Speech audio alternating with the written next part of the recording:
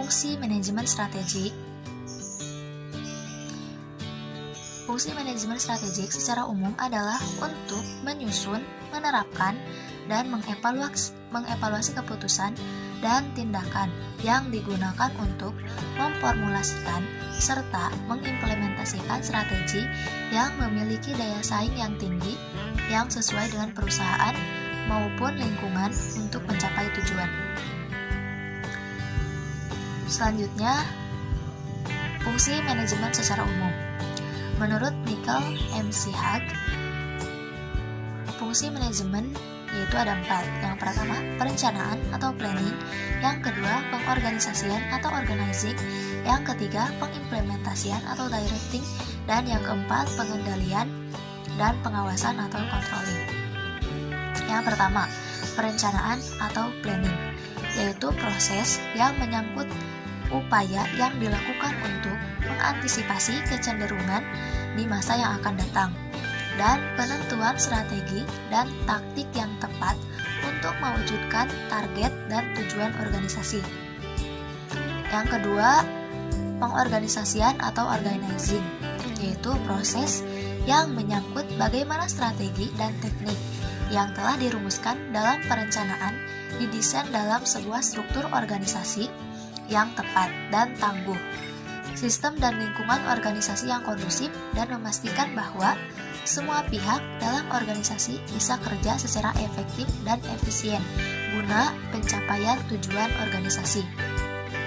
Yang ketiga yaitu pengimplementasian atau directing, yaitu merupakan proses implementasi program agar bisa dijalankan oleh seluruh pihak dalam organisasi atau perusahaan, serta proses motivasi agar bisa menjalankan tanggung jawabnya dengan penuh kesadaran dan produktivitas yang tinggi. Dan yang keempat yaitu pengendalian dan pengawasan atau controlling, yaitu merupakan proses yang dilakukan untuk memastikan seluruh rangkaian kegiatan yang telah direncanakan, diorganisasikan, dan diimplementasikan bisa berjalan sesuai dengan target yang diharapkan.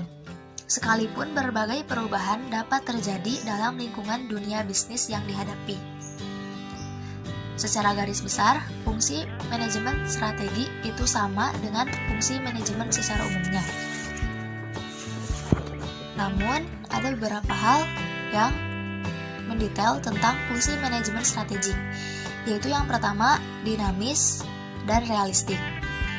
Maksudnya adalah organisasi bersifat dinamis karena rencana strategis terus-menerus disesuaikan dengan kondisi realistik organisasi atau perusahaan atau analisis internal, dan kondisi lingkungan atau analisis eksternal yang selalu berubah. Manajemen strategik yang bekerja secara realistik dalam dinamikanya akan selalu terarah pada tujuan strategi dan misi yang realistik juga. Yang kedua yaitu implementasi. Implementasi melalui realisasi berfungsi sebagai pengendali dalam menggunakan sumber daya secara terintegrasi agar berlangsung sebagai proses yang efektif dan efisien. Manajemen strategik menunjang fungsi kontrol, sehingga seluruh proses pencapaian tujuan strategik dan perwujudan misi berlangsung secara terkendali.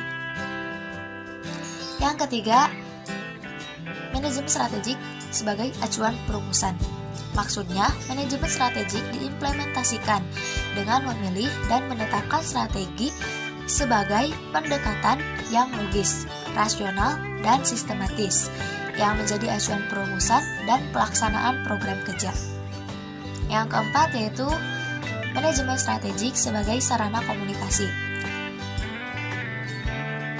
Maksudnya, manajemen strategik berfungsi sebagai sarana dalam mengkomunikasikan gagasan, kreativitas, prakarsa, inovasi, dan informasi baru, serta cara merespon perubahan dan perkembangan lingkungan operasional, nasional, dan global pada semua pihak yang sesuai dengan wewenang dan tanggung jawabnya. Dengan demikian akan memudahkan dalam menyepakati perubahan atau perkembangan strategi yang akan dilaksanakan. Yang kelima yaitu perilaku proaktif. Maksudnya, manajemen strategi sebagai paradigma baru di lingkungan organisasi dapat mendorong perilaku proaktif semua pihak untuk ikut serta sesuai posisi, wewenang, dan tanggung jawabnya masing-masing. Dengan demikian, setiap unit dan atau satuan kerja akan berusaha mewujudkan keunggulan di bidangnya untuk memperkuat keunggulan organisasi. Yang keenam yaitu partisipasi. Manajemen strategis menuntut semua yang terkait untuk ikut berpartisipasi yang berdampak pada meningkatnya perasaan ikut memiliki, perasaan ikut bertanggung jawab, dan perasaan ikut berpartisipasi pada semua pihak. Dan yang terakhir yaitu menyatukan sikap. Di sini manajemen strategis berfungsi menyatukan sikap bahwa keberhasilan merupakan keberhasilan bersama. Demikian pemaparan tentang fungsi manajemen strategi.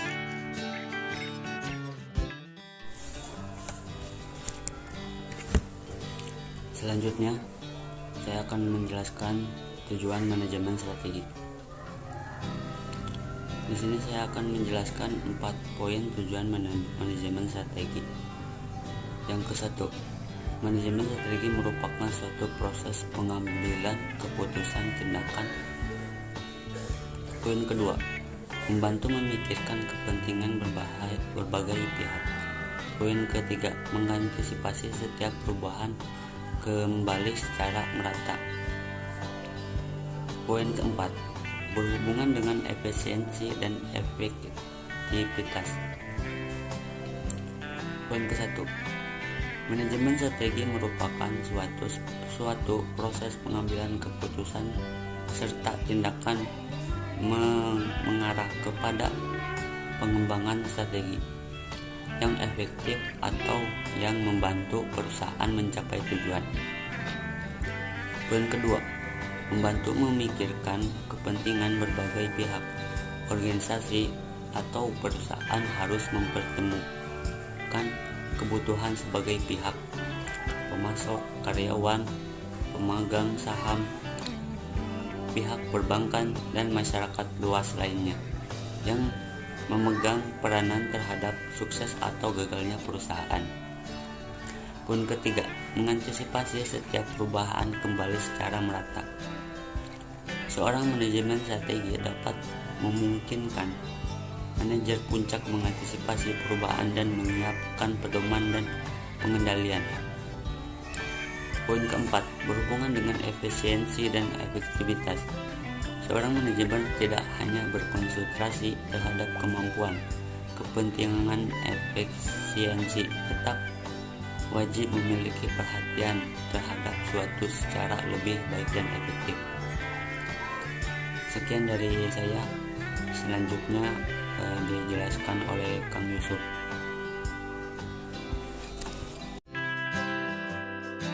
Baik, selanjutnya saya akan membahas mengenai manfaat dari manajemen strategi. Ada beberapa poin yang akan saya sampaikan mengenai manfaat manajemen strategi, yaitu yang pertama, sebagai penghasil keputusan. Jadi, manajemen strategi ini dapat menghasilkan keputusan yang terbaik bagi perusahaan atau organisasi yang menerapkannya. Misalkan, pasti perusahaan atau organisasi akan dihadapkan oleh dua pilihan. Misalkan ada pilihan A dan pilihan B. Nah, dengan menerapkan manajemen strategi ini, perusahaan atau organisasi akan mengetahui mana nih pilihan yang lebih baik, pilihan yang lebih cocok.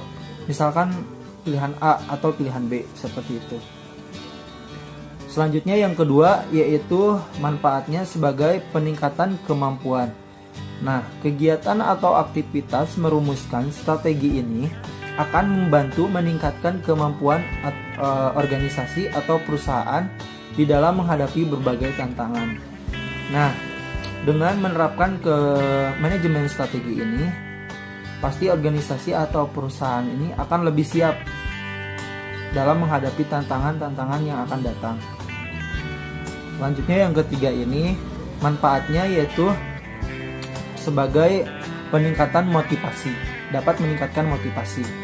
Jadi keterlibatan pegawai di dalam merumuskan strategi akan membuat mereka mengerti serta juga menghargai produktivitas yang pada akhirnya akan meningkatkan motivasi kerja mereka. Seperti itu. Yang keempat yaitu manfaatnya akan peka terhadap ancaman. Nah, dalam menerapkan manajemen strategi akan membuat organisasi atau perusahaan ini lebih peka terhadap ancaman yang akan dihadapi baik dari dalam ataupun dari luar. Misalkan kalau dari luar ancamannya yaitu dari pesaingnya ataupun dari perusahaan-perusahaan lain seperti itu. Yang kelima yaitu manfaatnya dapat mencegah masalah yang akan datang.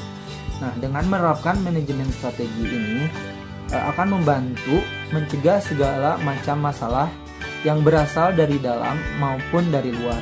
Nah, maksudnya jika perusahaan atau organisasi ini menerapkan manajemen strategi ini, mereka akan tahu nih.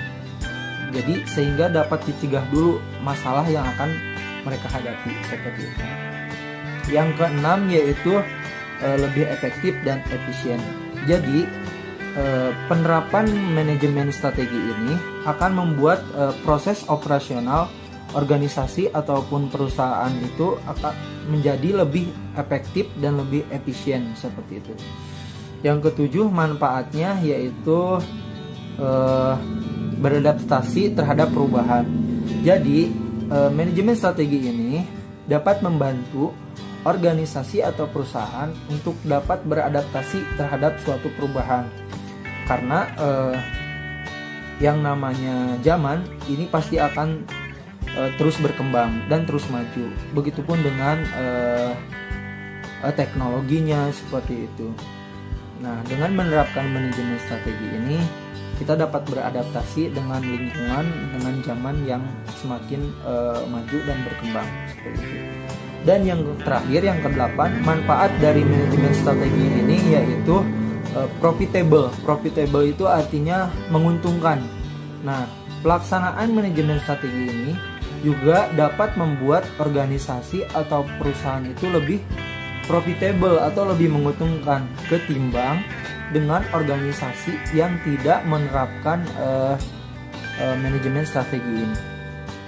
Nah, jadi dapat disimpulkan ada 8 poin manfaat dari manajemen strategi itu, yaitu yang pertama sebagai penghasil keputusan, yang kedua meningkatkan kemampuan, yang ketiga sebagai meningkatkan motivasi kerja, yang keempat lebih peka terhadap ancaman, yang kelima manfaatnya yaitu mencegah segala masalah yang akan datang, yang keenam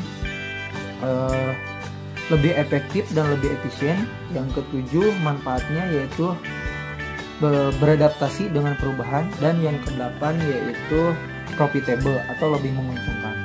Mungkin hanya itu yang dapat saya sampaikan mengenai manfaat dari manajemen strategi. Kurang lebihnya mohon dimaafkan. Terima kasih. Wassalamualaikum warahmatullahi wabarakatuh.